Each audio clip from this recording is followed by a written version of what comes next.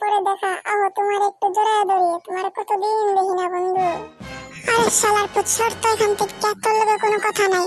শালার পুত আগের বার মাইয়া পড়াইতে গিয়ে ধরা খাইছিলি তুই, আর দুষ চাপাই দিছিলি আমার উপরে। তখন থেকে আমার আম্মা নিষেধ করছে তোর সাথে চলাফেরা না করতে, শালার পুত কোথাকার। বন্ধু তুমি এটা কি বললা বন্ধু? শালা লুচ্চা কোথাকার আইছে আমার বন্ধু হইতে। মনে আছে সানিয়ার লগে রিলেশন করছিলাম, সানিয়ারে নিয়ে আনিছিলি।